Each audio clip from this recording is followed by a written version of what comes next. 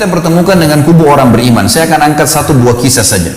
Ini satu kisah sudah cukup untuk menghancurkan semuanya orang-orang yang tidak beriman kepada Allah ini. Tentu ada banyak kisah-kisah lain, tapi saya angkat kisah seorang tabi'in yang bernama Abdullah. Abdullah ini orang yang sangat soleh. Duduk di tengah-tengah padang pasir, di kemahnya, dia tinggal di kemah. Lagi makan siang, teman-teman sekalian. Begitu dia masukkan makanan di mulutnya, dia lagi makan siang. Tiba-tiba ada orang dari kejauhan dengan kecepatan tinggi, kuda dipicu, debu-debu pada berterbangan sampai dia turun dari kudanya. Dia bawa informasi penting nih. Dibuka pintu kemahnya si Abdullah, lalu dia mengatakan, "Wahai Abdullah, wahai Abdullah!" Dia teriak-teriak. Abdullah mengatakan, "Ada apa dengan kamu?" Sambil dia berhentikan punyaan makannya, orang ini bilang, "Anakmu baru saja mati ditusuk orang." Jadi informasi yang dibawa oleh orang ini adalah berita kematian anak Abdullah. Tidak cukup di situ, dibunuh oleh orang. Orang ini tiba-tiba kaget karena si Abdullah tadi memberhentikan, tidak panik, tidak marah, tidak bingung, dengan sangat tenang. Dia berhentikan punyaan makannya, lalu dia balik ke orang tersebut lalu mengatakan, "Inna lillahi wa inna ilaihi raji'un." Kami milik Allah, kami akan kembali kepada Allah. Hanya itu saja. Lalu dia kembali punya makanannya.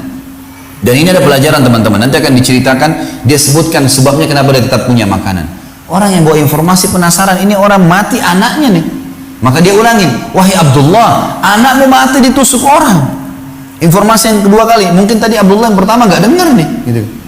Ini anaknya mati kok masih bisa tenang. Ternyata sama saja, dia berhentiin punyaan makanannya, lalu dia balik kepada orang yang bawa berita mengatakan, "Inna lillahi wa inna ilaihi raji'un." Kami milik Allah, kami akan kembali kepada Allah. Gitu.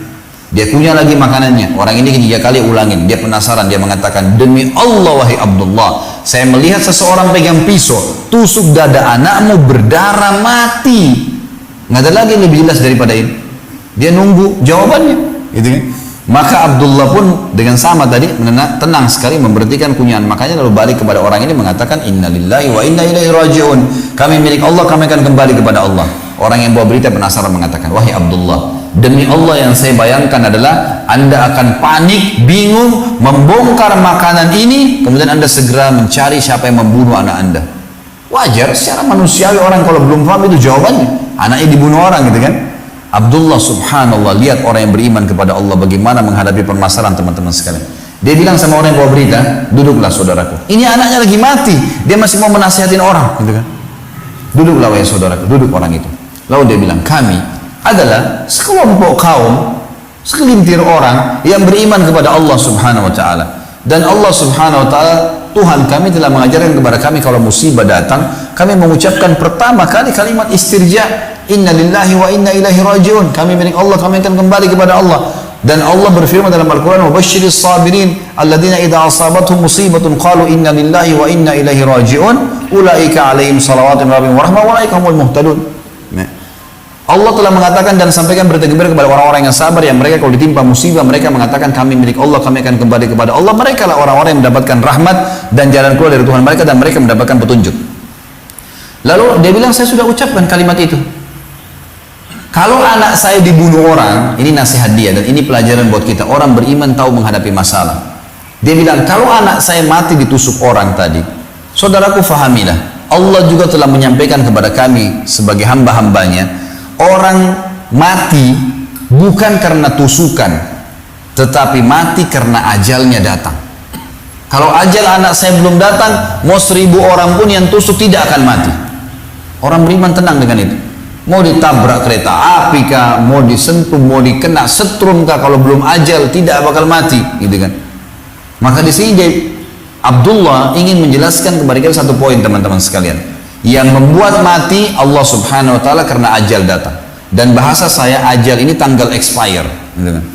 Jadi bukan cuma makanan kalian yang punya tanggal expire, antum dan saya juga punya tanggal expire, gitu kan.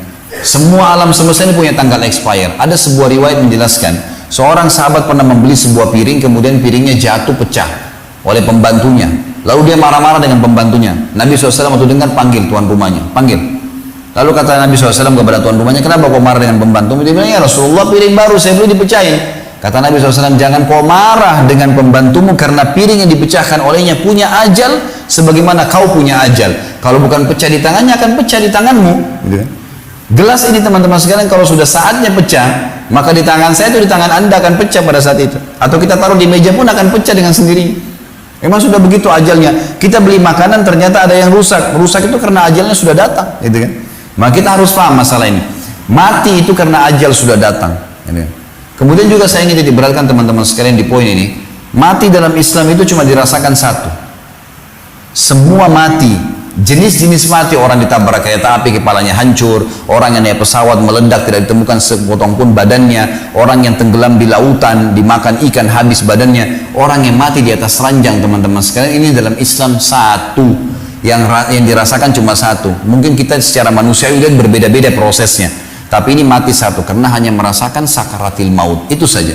Bagaimana ruh dicabut oleh malaikat. Orang beriman akan keluar lebih mudah dari air dari mulut kendi, sebagaimana saya jelaskan semalam dalilnya. Dan juga orang fasik atau orang kafir akan seperti bulu domba yang dibasahkan lalu dililitkan di pohon duri lalu ditarik dengan keras sehingga berantakan bulu domba itu. Hanya itu saja. Maka Abdullah di sini tenang teman-teman sekalian, anaknya mati, dia tidak perlu balas dendam karena memang anaknya mati sudah ajal. Itu cuma proses saja. Proses ini tuh bisa menjadi penyebab mati, bisa tidak, gitu kan. Lalu kemudian dia jelaskan teman-teman sekalian kenapa dia tetap makan. Dia bilang, dan Tuhan saya Allah mengajarkan kepada saya untuk menghabiskan makanan ini. Kalau seperti yang kau bilang membongkar makanan ini berarti mubadzir. Dan Allah mengatakan inna mubadzirina kanu ikhwana syayatin wa kana syaitan rabbihi kafura. Mubadzir itu perbuatan syaitan, gitu kan? Dan syaitan itu kufur kepada Tuhannya. Maka saya tidak boleh. Saya akan makan makanan ini, setelah selesai baru saya urus jenazah anak saya. Jadi selesai hidupnya, udah. Orang beriman sangat mudah menjalani kehidupan dalam musibah yang seberat ini pun teman-teman sekalian. Ammar TV.